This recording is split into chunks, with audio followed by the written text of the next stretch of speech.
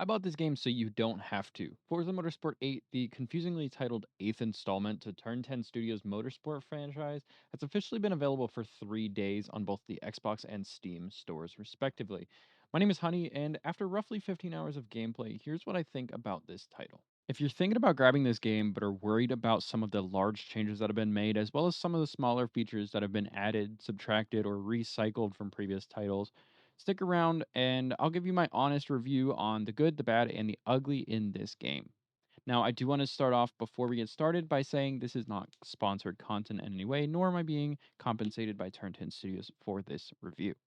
I want to start off with personally one of the most important aspects of the game to me: audio. So you start off on the very first mission in a Corvette E-Ray.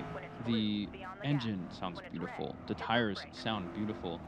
The ambient track noises sound beautiful.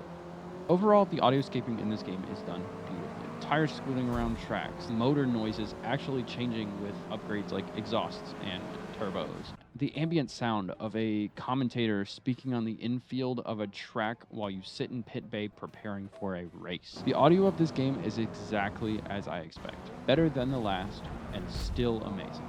The next thing I want to talk about is the available car selection in the base version of the game. Now, there are a few good options here and also a few bad ones.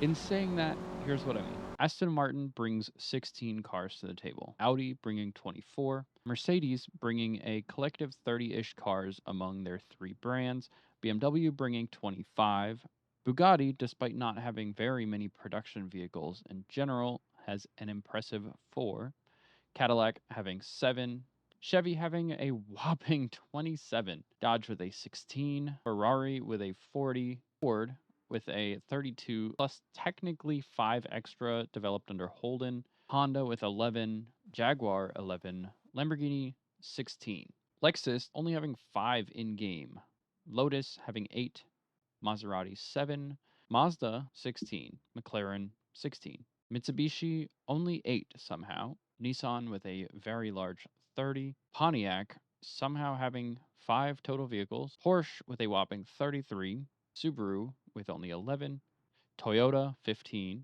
VW 11, Renault 7. Now, if you're a fan of any of the following, I do apologize. This game is going to be slightly disappointing with availability. We have Alfa Romeo with 1 available vehicle. For Acura, you're left with 2 different versions of the newer generation NSX, one being a base model and one being a GT3, as well as an Integra Type R from 2001. For Bentley, you're left with just 3 models: the 2017 Bentley Continental, the 2014 Bentley Continental GT3, and third, the 2003 Team Bentley Speed 8. If you're a fan of Chrysler or Volvo, one option for either of the two: either a Chrysler Charger or a single model, a Volvo 940 wagon, despite vehicles like the S50R. Fans of Datsun and Hyundai will both be disappointed. Datsun being left with 3: a 79 Datsun 280ZX Turbo, a Datsun 510, and a 2000 Roadster. For Hyundai, you are given the option of 3 different types of Veloster. Infinity enjoyers will be also sadly disappointed with options for a Q50, an IPLG Coupe, and a G35. Similarly, fans of Mini Cooper will be sadly disappointed in the lack of variety. So we've got a 2021 Mini Cooper John Cooper Works. We've got a 2012 John Cooper Works and a 65 Cooper S. Last but not least, we've got Koenigsegg, leaving just 2 models, the Jesko and Agera. Next thing I want to talk about relates to sound design, but also I felt like it deserved its own spot. This game has a new dynamic weather system implemented by Turn 10 Studios. Dynamic weather based on a true 24-hour timescale. What that means is you can set a dynamic time slider, I believe it's 2, 4, 8, and 24 times, to where time is divided on a 24-hour scale per that scale. What that means is setting a 24-hour race with enough time allocated to allow those specific races would, in fact, calculate out a 24-hour in-game time scale, including, if selected, additional varied dynamic weather such as thunderstorms, fog, clear skies, stuff like that. Fantastic. Absolutely beautiful feature.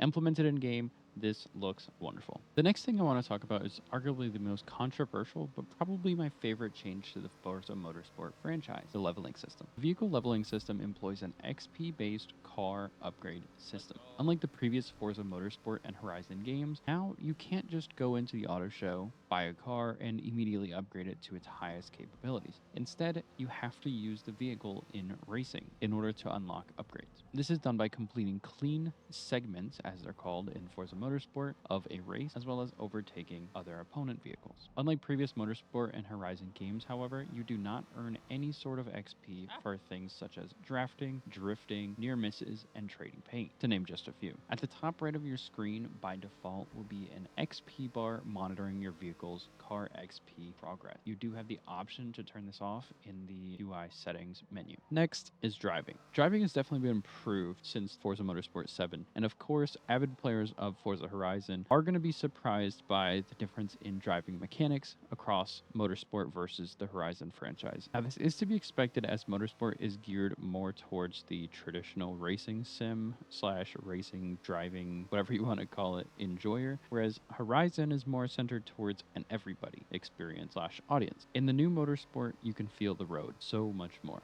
You can feel the control of your car, or lack thereof. You can feel every bump and crevice in the road. The control in this game, at least on a controller, feels really freaking good. Of course, there's going to be some people that don't agree, but in my personal opinion, this game is set up ideally for the average person who wants to just hop on and have fun with friends without the arcadey feeling of a Forza Horizon game. Forza Motorsport absolutely nails the nostalgia factor. A brief remembrance of the days logging into Forza Motorsport 4 to play with some friends in middle school. While lacking some features like drifting and larger maps, it maintains a tight-knit racing feel.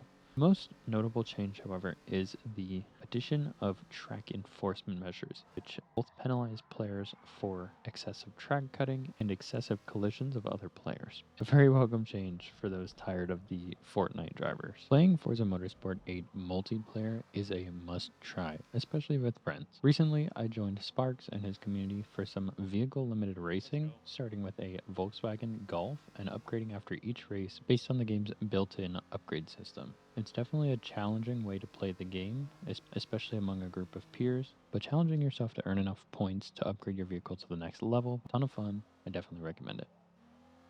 With the upgrade system comes a few small changes. Finally, we get rid of the hideous typical Forza spoiler in change for a slightly less ugly Forza spoiler. It's still pretty bad. Also, we get access to the removal of the restrictor plate on pretty much every car. Additionally, after using the weight removal upgrade, if you'd like to add a ballast, you can add additional weight back to your vehicle at a roughly 50-50 weight distribution. Next, we've got manufacturer-specific discounts. So per vehicle in a manufacturer that you level up to level 50, you unlock an additional 5% scaled discount to that manufacturer. Unfortunately, this does mean that for certain manufacturers that don't have 5 vehicles, you're not going to be able to get a full 25% discount, but you are going to be able to get 5% per chassis that you've upgraded to max level. Next and finally for the good section, we've got new tuning options to include steering angle, roll center height, and anti-geometry percentage. So the logical next question you may have is, well, what does any of that mean? Essentially, increasing roll center height offset in the front creates understeer by making the front suspension stiffer in corners. In the adverse, increasing the roll center height in the rear makes the suspension resist body roll, which can in turn create oversteer. For anti-geometry percent, for the front, it's going to be for anti-dive, and for the rear, it's going to be anti-squat. Essentially, the front end squats down under braking, and the rear end squats backwards under throttle. The anti-geometry percentage allows offsetting of the brake diving and offsetting of the throttle squatting. Let's go ahead and get into the bad. Right off the bat, you're going to notice one thing. There's a lot of unskippable dialogue. Maybe it's to force you to experience the game and learn how to upgrade, but unfortunately, it just feels like glorified hand-holding. It feels like the game doesn't trust you to learn things on your own. The narrator has something to say about everything and teaches you every single step of the way. And to be honest, it's kind of annoying. Next, I noticed on launch day specifically and the day after that there was quite frequent game crashing and optimizing visuals every time you launch. I haven't experienced this issue since, but it was definitely prevalent in day one. Just something to keep an eye out for. Going back to the upgrade system, I just wanted to make a quick point out of quite a few missing features if you're used to the Forza Horizon series. Right off the bat, you're going to notice there is a very stark lack of body kit customizations. There's going to be no Horizon tire types, such as the drift tires, the off-road tires, semi-slick tires, and lettered tires. You're going to be missing some of the transmission options, such as the 6-speed, the 10-speed, 4-speed, all of that stuff. You're just going to get typical race and sport transmission options. We're not going to have the option for anti-lag turbo or certain superchargers on specific cars. And we're, of course, going to lose the option of wing on specific cars as well, being traded for the option of the absolutely hideous typical Forza Motorsport racing wing. Saving the best for last in terms of the bad category is very obviously going to be the Forza Motorsport 8 AI system. It is an absolute amalgamation of messy, sloppy driving, reminiscent of the high school parking lot days. Whether it's being spun out on a straight line by an AI who decided your line was the ideal, or being hit going into a corner, AI blocking the entire lane of travel on a corner, AI taking absolute worst line, blocking all of traffic, or just generally slamming on the brakes in the middle of a straight. This AI system is rough around the edges for sure. All right, we've got the good and the bad taken care of, so now let's cover the ugly. By ugly, I'm not necessarily meaning things that look super bad. I just mean generally they're a little weird. First off, crashing visuals are a little weird, but they've always been kind of cheaped out in Forza in general. Forza Motorsport 8, they're basically just stickers of crumpled metal pasted on top of your car. That's about it. It's really ugly looking. The crashing noises are weird as well. Just overall, not fantastic. Going back to the AI, I would say that they're a little too easy up until about level 6. So there's 8 levels of AI difficulty, and the first 5 are pretty much glorified toddlers with a steering wheel. It's pretty wonky, and of course, as we discussed earlier, they're not great drivers overall, so the combination can definitely be appalling, to say the least. Level 6, it does start to get a little tough, and level 8, depending on your car class, is definitely going to be an impossible feat if you're a newbie. The next thing I want to mention is the importing liveries. I very much wanted this to be in the good list, but unfortunately at release, this feature does seem to be broken. Essentially, it lets you import stickers, liveries, and tunes from previous Forza games, including Forza Horizon 5, Forza Motorsport 7, a ton of games, essentially. But as of yet, it seems to be broken. So hopefully that gets fixed soon, and if so, I will definitely be looking forward to using some of my previous car builds, but as of now, it doesn't seem like we're going to get that shot. Finally, I've got 2 small issues that I would put under the ugly category. Interior mirrors are janky as all hell. They look like a